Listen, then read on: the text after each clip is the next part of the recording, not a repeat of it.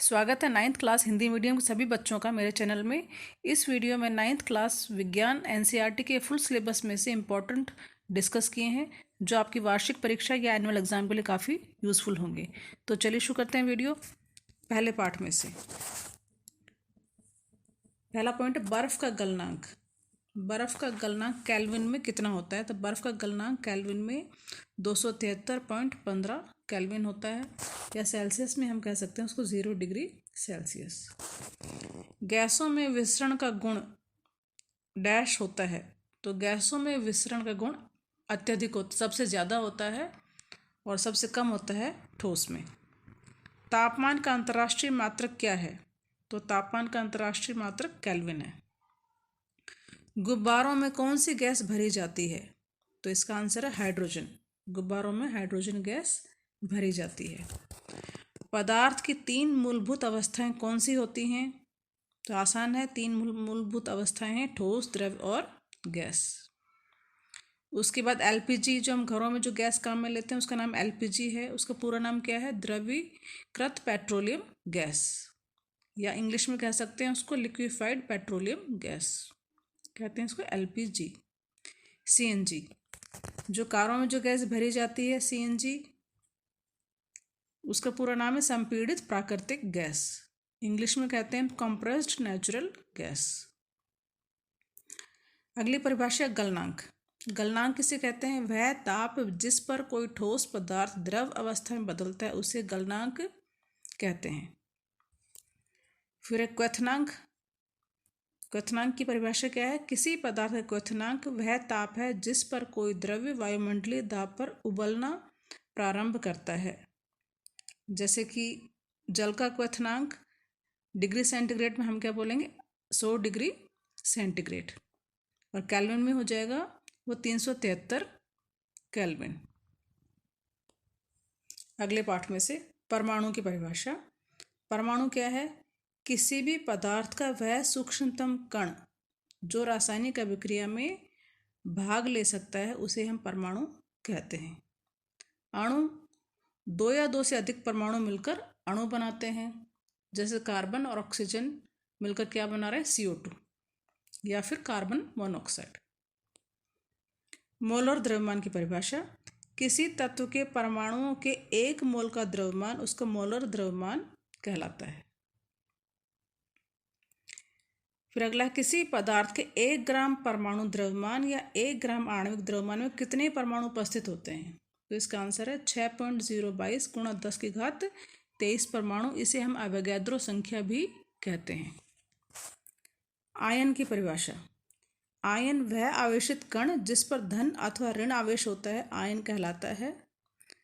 ऋण आवेशित कण को ऋणायन कहते हैं और धनावेशित कण को धनायन कहते हैं।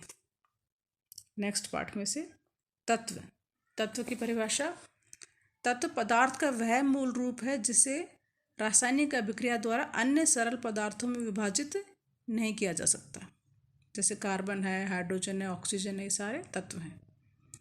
तत्वों को कितने रूप में बांटा जा सकता है? तत्वों को मुख्य रूप से 3 रूप में बांटा जा सकता है, धातु, अधातु और उपधातु।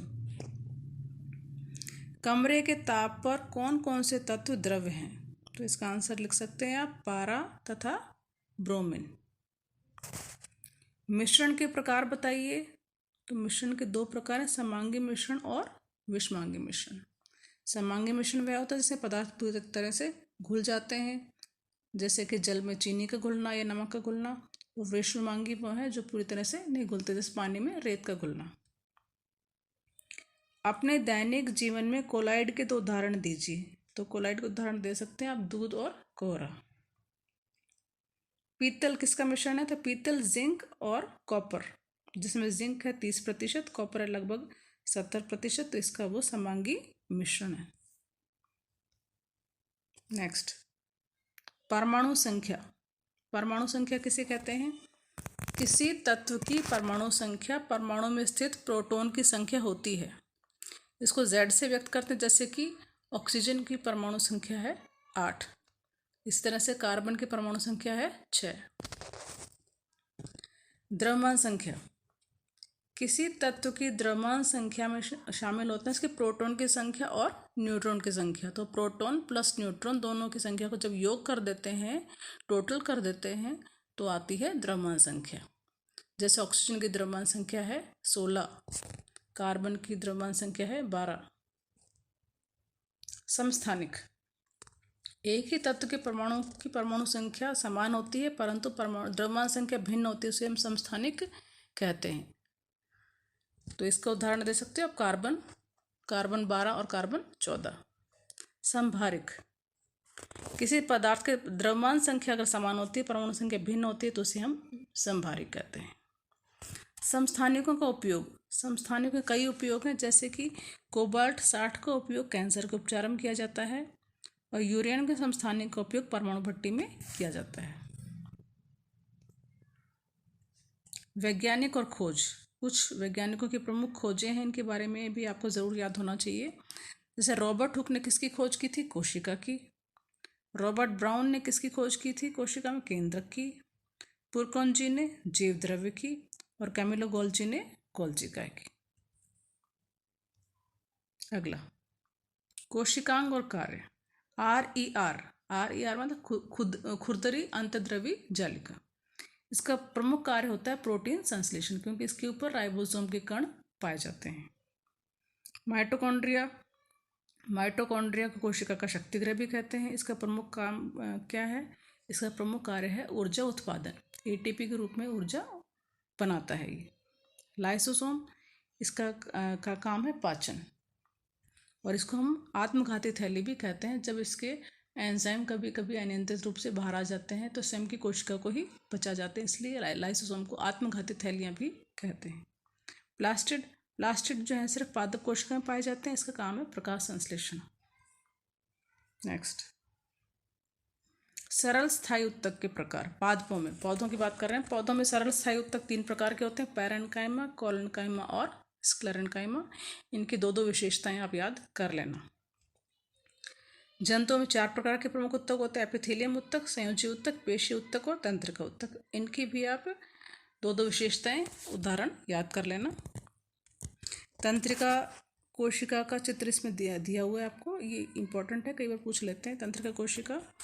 तंत्रिका उत्तक जो है तंत्रिका कोशिकाओं के बने होते हैं। तो इसमें है कोशिका काय, ध्रुमिका, तंत्रिकाक्ष और इसका अंतिम सिरा। तो आसान सा चित्र है, इसका आप अभ्यास कर लेना। रुधिर प्लाज्मा में पाए जाने वाली कणिकाओं के नाम लिखिए। तो हमारे रक्त प्लाज्मा में 3 प्रकार की कणिकाएं पाई जाती हैं। लाल रुधिर कणिकाएं, जिन्हें हम RBC कहते हैं, श्वेत रुधिर कणिकाएं, जिसको हम WBC भी कहते हैं, और पट्टिकाणु कोशिकाएं या प्लेटलेट्स। अगला, गति के 3 समीकरण मोस्ट इंपॉर्टेंट हैं ये, इनके ऊपर आंकिक प्रश्न भी आते हैं, ये आपको ज़रूर याद होने चाहिए और इनको आप आंकिक प्रश्न में यूज़ करके और हल निकाल सकते हैं। पहला समीकरण V बराबर U प्लस AT, दूसरा S बराबर UT प्लस 1/2 AT स्क्वायर, तीसरा है V square minus U square बराबर 2AS। यहाँ पर U क्या होता है? U है प्रारंभिक वेग, V है अंतिम वेग, A है त्वरण, S है दूरी और T है समय। तो किसी आंकिक प्रश्न में आपको ये देखना है कि आपको क्या चीज़ उसमें निकालनी है, क्या चीज़ें आपको दे रखी हैं और क्या चीज़ आपको निकालनी है, उसके हिसाब से ही आपको समीकरण का चयन करके और उसका हल करना है। अगला, जड़त्व का नियम या न्यूटन का जो प्रथम नियम क्या है ये? इसके अनुसार कोई वस्तु स्थिर है तो वह स्थिर ही रहती है और गति कर रही है तो गति ही करती रहेगी जब तक कि उस पर कोई असंतुलित बल न लग जाए। द्वितीय नियम, न्यूटन का द्वितीय नियम क्या है? इस नियम के अनुसार किसी वस्तु के संवेग में परिवर्तन की दर उस पर लगने वाले असंतुलित बल की दिशा के अनुरूप होती है। तीसरा नियम, इस नियम के अनुसार प्रत्येक क्रिया के लिए समान लेकिन विपरीत प्रतिक्रिया होती है। तो तीनों नियमों की परिभाषा जो न्यूटन ने दिए थे, तीनों नियमों की परिभाषा भी आपको याद होनी चाहिए। आर्किमिडीज का सिद्धांत, ये मोस्ट इंपॉर्टेंट है। यदि किसी वस्तु को किसी तरल में पूर्ण या आंशिक रूप से डुबोया जाता है तो ऊपर की दिशा में एक बल का अनुभव करती है और जो वस्तु हटाए गए तरल के भार के बराबर होती है। मतलब जितनी वस्तु डूबती है उतना ही वो जल या तरल जो है हटा देती है। तो ये आर्किमिडीज ने दिया था, इसे कहते हैं आर्किमिडीज का सिद्धांत। तो उसकी भार में कमी, वस्तु के भार में कमी उसके द्वारा हटाए गए तरल के भार के बराबर होती है। उत्प्लावन बल, किसी वस्तु पर पानी के ऊपर की ओर लगाए जाने वाला बल उत्प्लावन बल कहलाता है। मतलब जब किसी वस्तु को हम द्रव में डुबोते हैं तो वस्तु पर नीचे से ऊपर की ओर बल कार्य करता है, जो जिसे हम उत्प्लावन बल कहते हैं। कुछ मात्रक हैं और सूत्र है जो इम्पोर्टेंट है। कार्य का मात्रक होता है जूल। कार्य निकालने का एक सूत्र है आसान सा, बल गुणा विस्थापन। गतिशील वस्तु की या गतिज ऊर्जा निकालने का सूत्र 1/2 mv²। स्थितिज ऊर्जा का सूत्र mgh। और शक्ति अगर हम निकालना चाहते हैं तो कार्य बटे समय या फिर mgh/t। ध्वनि पाठ में से प्रति सेकंड समय पूर्ण किए गए दोलनों की संख्या को आवर्ती कहते हैं। एक स्वतंत्र रूप से लटकी स्लिंकी को खींचकर छोड़ दिया जाए तो डैश प्रकार की तरंगें उत्पन्न होती हैं, तो इसका आंसर अनुदैर्घ्य तरंगें। प्रतिध्वनि सुनने के लिए हमारे कान तक ध्वनि कम से कम डैश समय बाद पहुंचनी चाहिए, तो इनके बीच में होना चाहिए 0.1 सेकेंड। मनुष्य की श्रव्यता का परास तो 20 हर्ट्ज से 20,000 हर्ट्ज। 20 हर्ट्ज से कम की ध्वनि भी हमें सुनाई नहीं देती, जिसे अश्रव्य ध्वनि कहते हैं। और 20,000 से अधिक की ध्वनि भी हमें नहीं सुनाई देती। किसी ठोस या द्रव से ध्वनि का टकराकर वापस लौट आना ध्वनि का परावर्तन कहलाता है। तरंग दैर्घ्य की परिभाषा, तरंगों के दो क्रमागत संपीड़नों तथा 2 क्रमागत विरलनों के बीच की दूरी को तरंग दैर्घ्य कहते हैं। आवर्तकाल, 2 क्रमागत संपीड़नों या 2 क्रमागत विरलनों को निश्चित बिंदु से गुजरने में लगे समय को ध्वनि को तरंग का आवर्तकाल कहते हैं। ध्वनि में तरंग के वेग, तरंग दैर्घ्य और आवृत्ति के बीच में समीकरण है, वेग बराबर तरंग दैर्घ्य गुणा आवृत्ति। वेग को v से व्यक्त करते हैं, तरंग दैर्घ्य को लैम्डा से व्यक्त करते हैं और आवृत्ति को न्यू से व्यक्त करते हैं। तो ये सूत्र भी इम्पोर्टेंट है, आपको याद रखना है। अनुरण, अनुरण किसे कहते हैं? बार बार परावर्तन होता है जिससे ध्वनि का स्थायित्व हो जाता है, इसे हम अनुरण कहते हैं। अनुरण को कम करने के लिए बड़े बड़े हॉलों में या दीवारों पर ध्वनि अवशोषक लगाए जाते हैं। पराश्रव तरंगों के 6 उपयोग। पराश्रव तरंगे मतलब 20,000 हर्ट्ज से ज़्यादा ध्वनि की जो तरंगें होती हैं उसे हम पराश्रव तरंगे कहते हैं। इनके लेकिन कुछ उपयोग हैं। क्या उपयोग है इनके? पहले, मांसपेशियों के दर्द या जोड़ों के दर्द के निवारण में इनकी सहायता ली जाती है। पराश्रव तरंगों से गुर्दे की पथरी की जाँच की जा सकती है।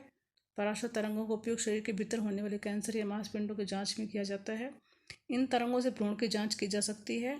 समुद्र की गहराई भी मापी जा सकती है। और हवाई जहाज, रेलवे लाइनों तथा पाइपों के दोषों की इनकी सहायता से ढूंढा जा सकता है। तो पराश्रव तरंगे या फिर अल्ट्रासाउंड तरंगे कहते हैं, इनका काफ़ी उपयोग है। लास्ट पार्ट में से आपके खरीफ की फसल का समय कब होता है? तो खरीफ की फसल का समय जून से प्रारंभ होकर अक्टूबर महीने तक होता है। रबी की फसल कब उगाई जाती है? रबी की फसल नवंबर से लेकर अप्रैल तक। रबी की प्रमुख फसलें कौन कौन सी हैं? तो इसमें लिख सकते हैं आप गेहूँ, चना, मटर, सरसों, अलसी आदि। खरीफ की फसलों के उदाहरण धान, सोयाबीन, अरहर, मक्का, मूंग, उड़द आदि। केंचुए के उपयोग से तैयार कंपोस्ट खाद को वर्मी कंपोस्ट कहते हैं। और फसल उगाने से पहले पटसन, मूंग, ज्वार आदि को उगाकर उन्हें हल की सहायता से खेत में ही मिट्टी मिला देते हैं, तो उसे हरी खाद कहते हैं। मतलब फसल उगाने से पहले कोई कम अवधि की फसल लगाकर और उसको हम हल की सहायता से मिट्टी में मिला देते हैं, तो इससे हरी खाद बन जाती है। व्यावसायिक स्तर पर सामान्यतः निम्न मधुमक्खियों को पाला जाता है। एपिस सेरेना इंडिका, इसे भारतीय मधुमक्खी भी कहते हैं। एपिस डोरसेटा, इसे शैल मधुमक्खी कहते हैं। एपिस फ्लोरी, इसे लिटिल मधुमक्खी कहते हैं। और एपिस मेलिफेरा, इसे इटली की मधुमक्खी कहते हैं। लास्ट प्रश्न आपका, मिश्रित फसल तथा अंतर फसलीकरण में अंतर बताइए। तो मिश्रित फसल 2 या अधिक फसलों को बिना किसी पैटर्न के एक साथ उगाते हैं, तो उसे मिश्रित फसल कहते हैं।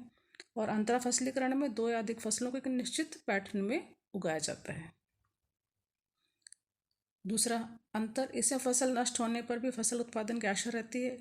और इसके द्वारा पीड़क व रोगों के एक प्रकार की फसल में के सभी पौधों में फैलने से रोका जा सकता है। मतलब एक अगर फसल पर रोग लग गया, दूसरी फसल बच जाती है।